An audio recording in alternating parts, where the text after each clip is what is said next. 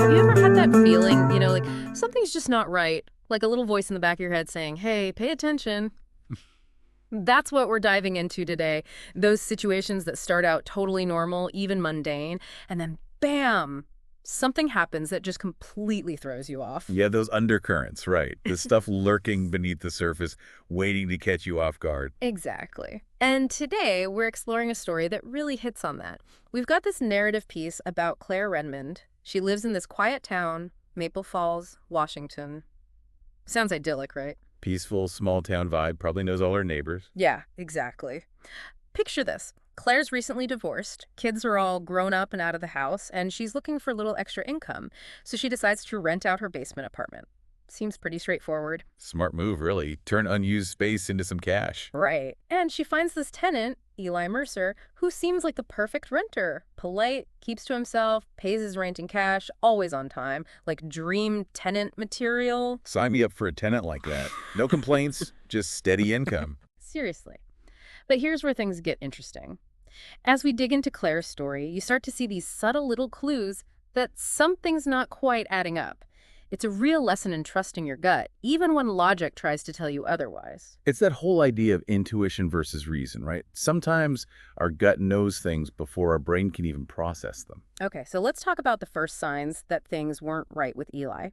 It started with Claire's golden retriever, Jasper. Now, Jasper was known for being the super sweet, gentle dog, never growled, loved everyone. But after Eli moved in, Jasper's demeanor started to shift. Animals are incredibly perceptive, aren't they? They often pick up on things we miss. And that's what makes this so interesting. Jasper started acting really strange around the basement door, especially when the furnace kicked on. He'd let out these low growls like he was uneasy but not quite aggressive, and he wouldn't go down the basement stairs no matter what Claire tried. A golden retriever refusing treats, that's definitely not normal. Those pups usually love a good snack. What do you think was setting him off? That's the million-dollar question. And it didn't stop there. At night, Jasper would scratch at Claire's bedroom door until she let him in. And then he'd just lie at the foot of her bed like he was on guard duty watching the hallway, almost protective. Sounds like he sensed some kind of threat coming from the basement, even if Claire didn't quite grasp it yet. They say dogs can sense changes in energy. That's the feeling you get reading this, for sure. But initially, Claire was looking for logical explanations, as you would. She wondered if maybe there were squirrels in the walls or if Jasper just needed time to adjust to having a new person in the house. Totally understandable. It's human nature to try and find a rational explanation for something that makes us uncomfortable. Right, exactly. But the growling continued, and then another thing started happening. A smell. Claire started noticing this weird metallic odor wafting up through the vents. At first, it was very faint. She thought it might be old pipes, or maybe just dampness from the basement concrete. Makes sense. Typical house stuff, nothing too out of the ordinary, wouldn't immediately raise any red flags. Right. She figured it was just a minor plumbing issue that she'd get around to fixing eventually. But here's the thing. It didn't go away. In fact, it got stronger, more noticeable. This constant kind of sickly, sweet, metallic scent that seemed to permeate the whole house. It's chilling when you think about it, that the smell was actually a sign of something truly horrific. Our senses often pick up on danger signals before we even realize it. That's what's so creepy about this whole thing. Later, when the police finally went down to the basement, they discovered the source of that smell. It was dried blood, soaked into the carpet padding, with streaks behind the furniture. It was a crime scene, plain and simple. And that smell that Claire initially dismissed was actually a warning. A physical, visceral warning. It makes you think about how often we might be ignoring similar sensory cues in our own lives. Okay, now here's where things take a real turn the moment it all starts to click for Claire. One day, she's doing laundry, and she happens to see a red flannel shirt hanging on Eli's drying rack in the basement. It's faded, kind of worn out, with a noticeable tear at the hem. Seems insignificant, right? Just another piece of laundry. Wouldn't normally think twice about it. Exactly. But it becomes this huge piece of the puzzle because just a few days before, Claire had seen a newspaper article about a missing girl named Sierra Vance. Ah, the missing piece.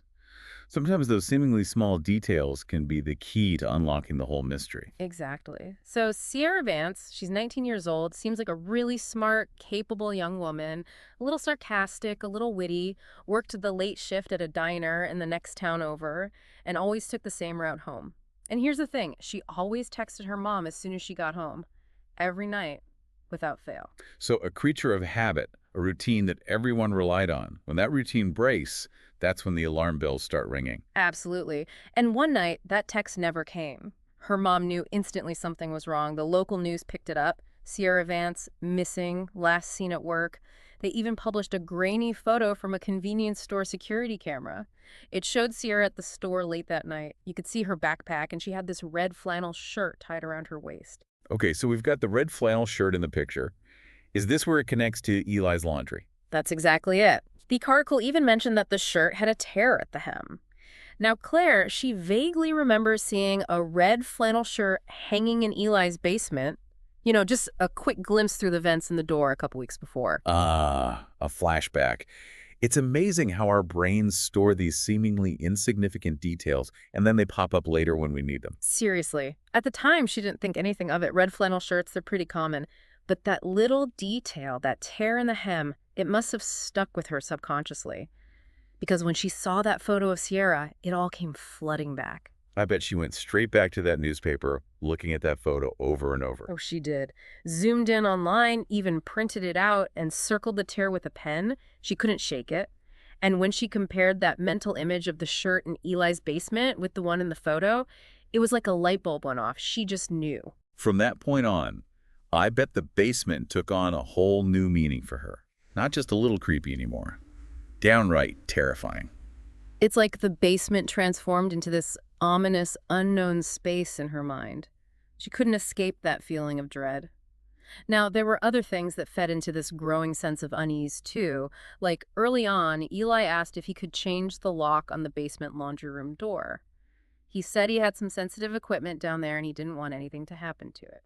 Seemed reasonable enough, I guess. He even offered to do his laundry elsewhere. What's a landlord to do? Exactly.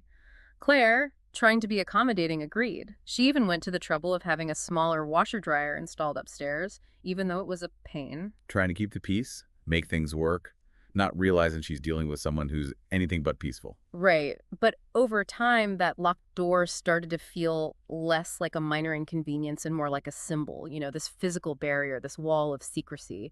Eli never really talked about his work, just vague answers, long hours, total focus, that kind of thing. The lack of transparency, the locked door, it creates this aura of suspicion, like he's hiding something. Exactly. And then there's this other incident. One night, Claire knocks on the basement door just to check in, make sure everything's okay. She hears movement inside, someone walking around, but no answer. And then the next morning, she finds a note slipped under her door, typed, very formal.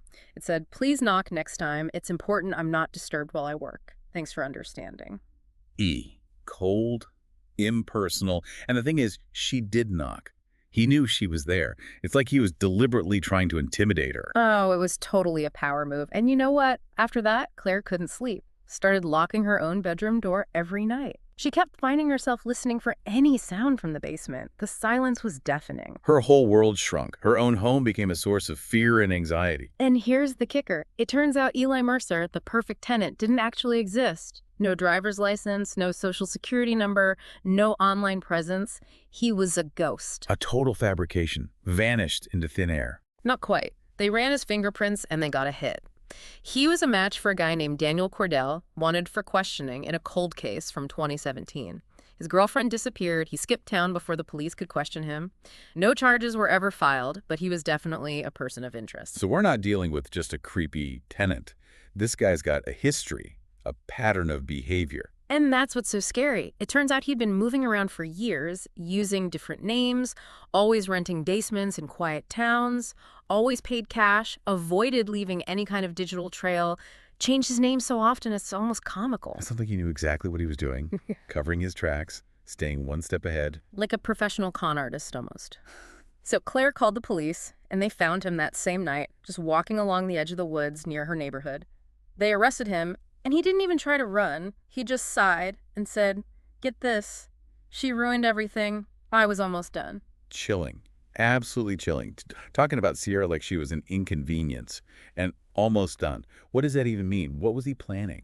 It doesn't bear thinking about. And after all this, Claire, understandably, never went back to that house. Left the keys with her realtor, moved in with her sister in another state. The emotional toll was just too much. Can you imagine to have your sense of safety shattered like that in your own home? I don't blame her for leaving. And Sierra Vance, thankfully, was found alive. She's getting help, but the details of what happened are being kept private. Her family moved away, trying to rebuild their At lives. least there's some measure of justice. Yeah. As for Daniel Claudel, he's facing multiple charges, and they're investigating him for other possible crimes, too. Who knows how many other victims are out there? The ripple effects of his actions, they just keep going. It's crazy to think how one woman's decision to rent out her basement led to all this. Her story has become this cautionary tale shared online, whispered between neighbors, a reminder that danger can lurk anywhere. And it reminds us that sometimes evil wears a mask of normalcy. That's the scariest part, right? The guy was so polite, so seemingly harmless. But Claire, she had that feeling, that gut instinct that something wasn't right. And she was right. Which brings us back to that idea we talked about at the beginning, trust your gut. Exactly. If something feels off, if you get that little voice in your head saying, pay attention, listen to it. Don't ignore those subtle clues. Sometimes logic and reason just don't cut it. So think about it. Have you ever had that feeling that something's not quite right? What did you do? Did you listen to your gut or did you brush it off? It's a question worth asking ourselves. Claire's story is a powerful reminder that sometimes our instincts are the best protection we have. And that sometimes the most ordinary situations can harbor the most extraordinary dangers. Thanks for joining us on this deep dive. Stay safe out there, everyone. And trust your gut. Always trust your gut.